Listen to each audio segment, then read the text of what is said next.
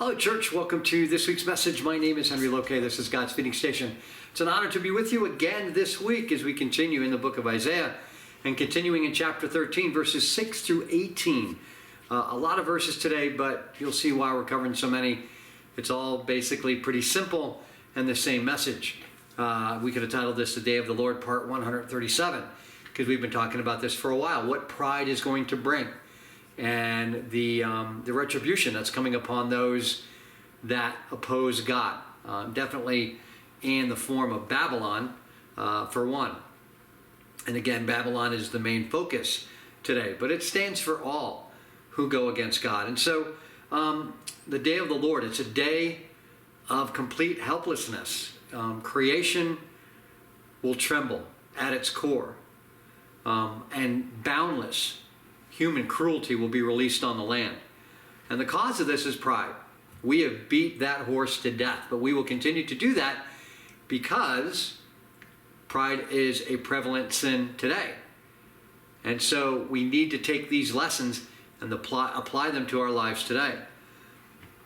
This confrontation that's coming, it's between the supremacy of God and the desire for supremacy on behalf of the creation of God. It's this desire that we all have to control our own lives. And that desire, which is prideful, it's sin, it flies in the face of creation. Creation is and works and operates in a mode that it depends upon God. And so when we try to do it ourselves, that flies in the face of how creation is supposed to work. And that is what is going to bring about what we're about to read in these verses. So we begin verses 6 through 8. Wail, for the day of the Lord is near. As destruction from the Almighty, it will come. Therefore, all hands will be feeble, and every human heart will melt. They will be dismayed. Pangs and agony will seize them.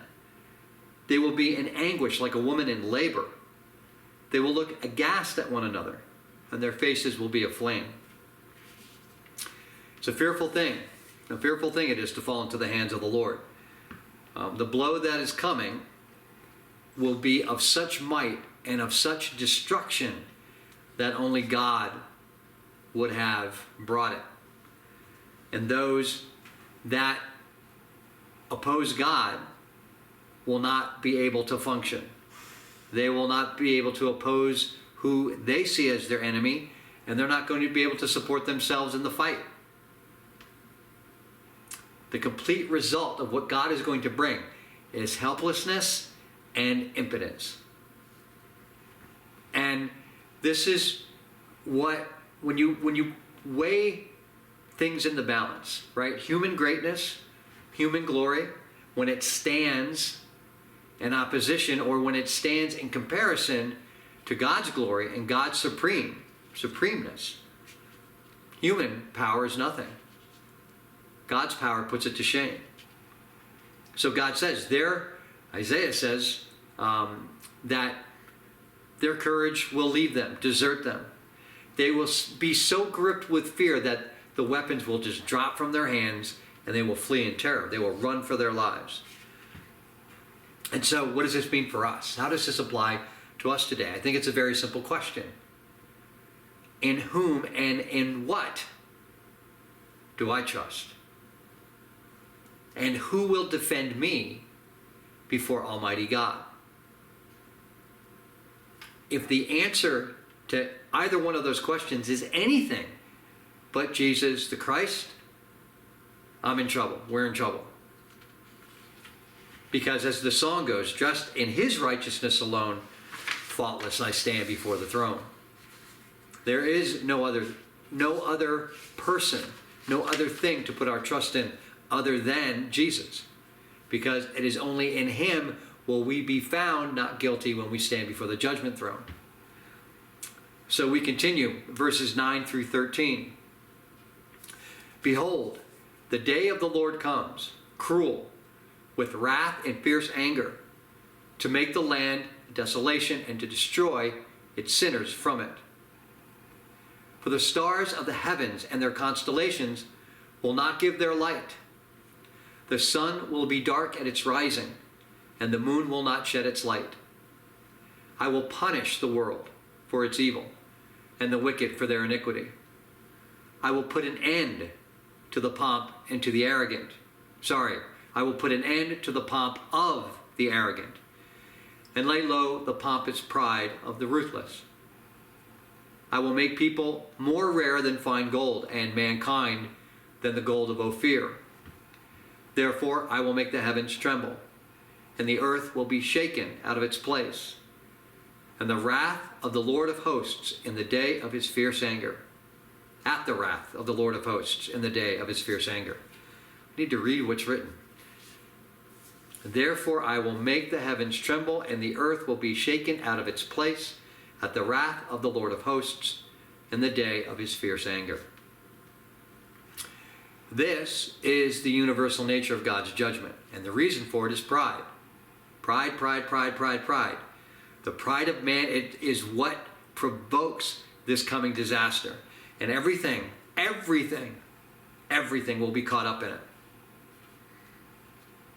This is the attempt at the creation trying to make itself the creator and rule over ourselves. And this will bring a result that will be felt in the stars. Now, everybody's heard about World War I. Wiersbe brought this up in his commentary, and I was like, I didn't even think of it in these terms. When it comes to World War I, the estimation is, I've read, somewhere between 16 and 18 million died, both soldiers and civilians. Right? An entire generation was basically wiped out in, 4 years? 1914 and 1918, I believe, if I have my history right. That's going to be a drop in the bucket compared to the destruction that God is bringing. He says he's going to make people more rare than fine gold. That's scary when you think about that. Worse than what happened in World War I. Worse than probably what happened in World War I and World War II combined. And World War II, massive amounts of people died of starvation and all kinds of things brought on by that war. But this is a result of sin. When we sin, we miss the goal that God has set, that God has envisioned for us, right? And when it gets to this point of just massive disobedience and massive disregard for God, total disregard for God, the result is devastation and destruction. Another feature of this day is going to be darkness. Right? Heavenly bodies, it says, will cease to reflect the light of God, and it's logical that that'll happen. Well, Henry, why is that logical? Well, think about it. Evil flourishes in the dark. John 3:19 and 20. And this is the judgment. The light has come into the world, and people loved the darkness rather than the light because, why? Their works were evil. For everyone who does wicked things hates the light and does not come to the light, lest his works should be exposed. So evil prefers darkness. And if evil prefers darkness, then darkness it shall have. God will take his blessing away from the world, so what happens? The lights go out. This is the way you want to live. God says then, feel free. The other piece of this is a lot of the other false religions, even to this day, use celestial bodies as the center of their idolatry. The sun, the moon, the stars are all given human attributes. They're given human traits. And they're thought of to have superhuman powers. And so when man would worship these false idols, we talked about this before, they would worship them in order to try to manipulate them to get what they wanted. That was the whole point of it. Their attempt to project human attributes onto these bodies, onto the stars, in order to make humanity master of its own destiny. Well, read Jeremiah 7:18. The children gather wood, the fathers kindle fire, and the women knead dough to make cakes for the queen of heaven. And they pour out drink offerings to other gods to provoke me to anger. See, it's not like God hasn't warned us of what's coming. It's not like he didn't warn Israel what was coming. It's not like he didn't warn the nations of what was coming. And yet we refuse to heed these warnings. Isaiah says these lights are going to be extinguished because there's no power in them. But the people continue to worship them, and it provokes God's wrath. Wiersbe quotes, I want to quote from Wiersbe. He says, the irony of human behavior is that we expect to take advantage of others without being taken advantage of by others. But what happens? We reap what we sow. So if you're going to worship idols, God's going to say at some point, well then let the idol save you. Go pray to your idols. And let's see if they bail you out. See, in God's day, the books have to be balanced. Debts have to be paid. You see this all the time. You'll see these pictures of various people, and people are like, what happened to them? And usually they're mostly politicians or they're celebrities. And they look like hell. They look awful. And I often wonder, it's like, you know what? When you sell your soul to the devil, at some point, the bill comes due. And if you're going to continue in your idolatry, God has warned us. And at some point, that bill is going to come due. So, instead of being full of the glory of humanity, the earth will be erased, devoid of humanity. God is sovereign, and sin has cosmic consequences. Cosmic complications is what I was going to say. That's probably not Freudian slip, right? God is sovereign. Sin has cosmic implications and consequences. Last 5 verses today, 14 through 18. And like a hunted gazelle, or like sheep with none to gather them, each will turn to his own people, and each will flee to his own land. Whoever is found will be thrust through, and whoever is caught will fall by the sword. Their infants will be dashed in pieces before their eyes. Their houses will be plundered, and their wives ravished. Behold, I am stirring up the Medes against them, who have no regard for silver and do not delight in gold. Their bows will slaughter the young men. They will have no mercy on the fruit of the womb. Their eyes will not pity children. Pretty black and white. Pretty black and white, what it says there. What this devastation is going to look like. This is the savagery of mankind will be unleashed on the nations of the world. And it's tough, I think, for us in America to visualize this because we've not fought a war here. Not in a long time. The horrors of 2 world wars, Korea, Vietnam, Afghanistan, and Iraq, that's all been over there. It's all been over there. So we have no idea what it's like to have the enemy have the city under siege. Right? We're always the good guys, right? All the wars, we're the good guys. They're the bad guys, right? But then we get confronted with things like the My Lai massacre. And if you don't know what that is, go look it up. I'm not going to talk about it here. And what's our reaction? The reaction is refusal to believe that we, the good guys, could do something like that. But eventually, human pride pits us one against the other, pits us against each other, brother against brother, neighbor against neighbor, nation against nation, or nation against itself. Right? This is cause and effect. Where there is denial of God and absence of God, it will lead to self-destruction. Right? Take a look around. It's already happening. It's happening here. It's happening in the world. Right now.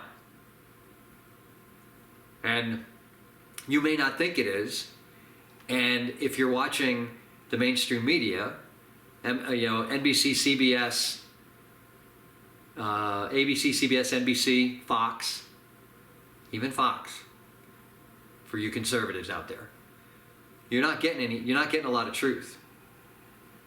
You're not getting a lot of truth. You gotta dig to find out what's really going on.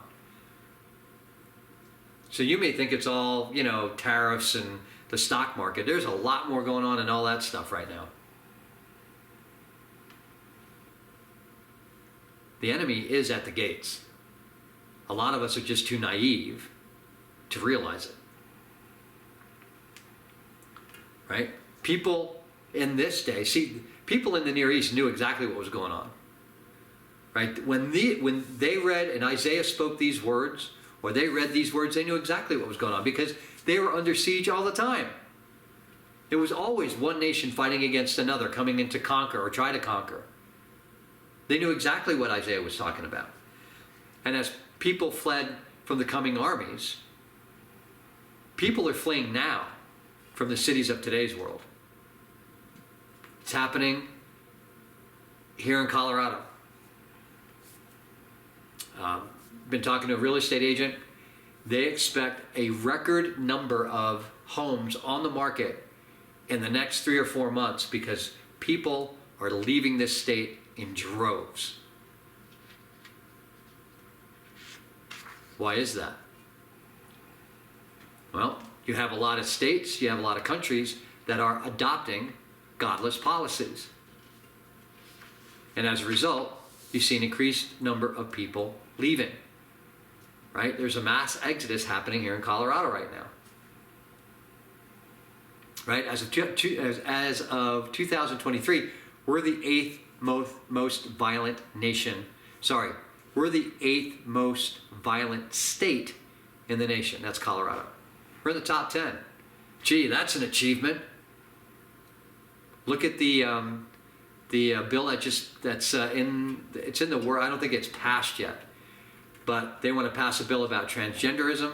If you misgender your child, if you are a parent and you don't buy into this transgender ideology and you will not call your son or daughter by the name that they choose or by the sex that they choose, the state wants to pass a law that says they can come and take your kid.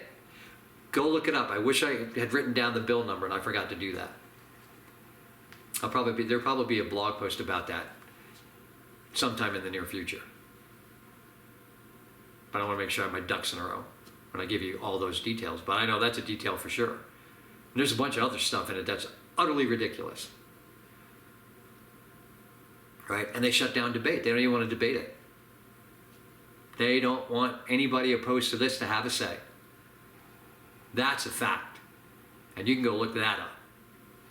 So this is what's going on in the countries around the world. Godless policies, things that go against what God says in His Word. What do you think the result's going to be? What do you think it's going to be? God hasn't changed.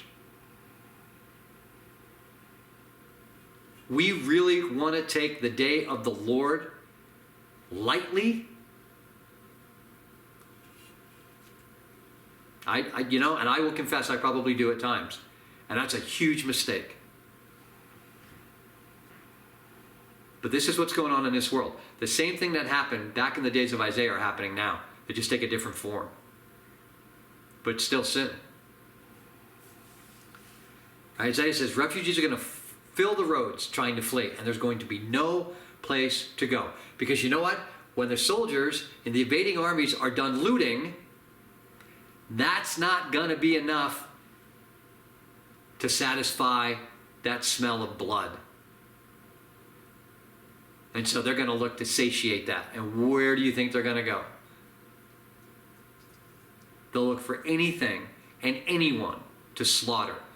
And that's what's going to happen.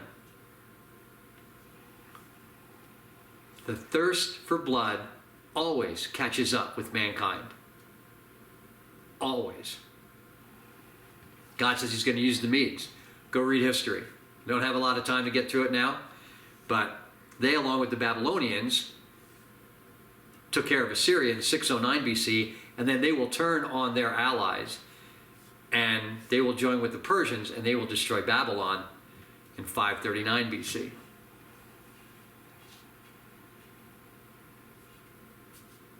Those that risk the day of the Lord have no clue the destruction they wish upon themselves. So we have a lot to learn from history.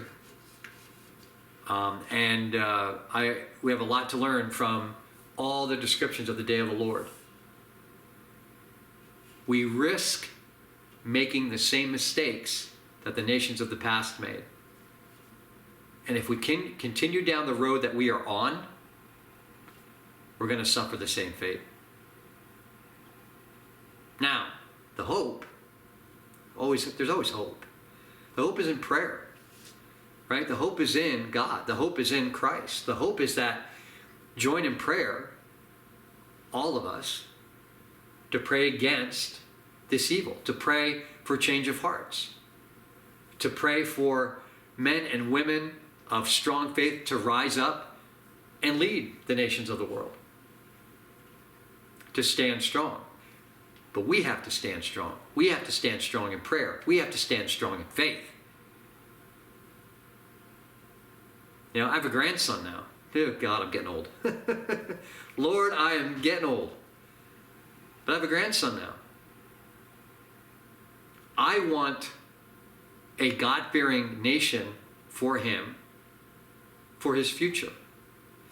I can't do it myself. Need your help in prayer, but we need God to work in the hearts and minds of people to strengthen us, to embolden us, to stand strong, and to fight the spiritual battle, because that's what all of this is. It's a spiritual fight, right? Israel, Babylon, Assyria, the Medes, all of them think it's a worldly thing. It's not. It's a spiritual fight. Everything that's going on now in today's world, it's a spiritual battle. It's not an earthly battle. It's a spiritual battle. And we have to armor up to fight in the right realm. So that's what we got to do. Got to pray, and we got to understand who and what we're fighting. Just like Israel had to understand who they were fighting and who they needed to put their trust in. We know who we need to put our trust in. Let's not make the same mistake.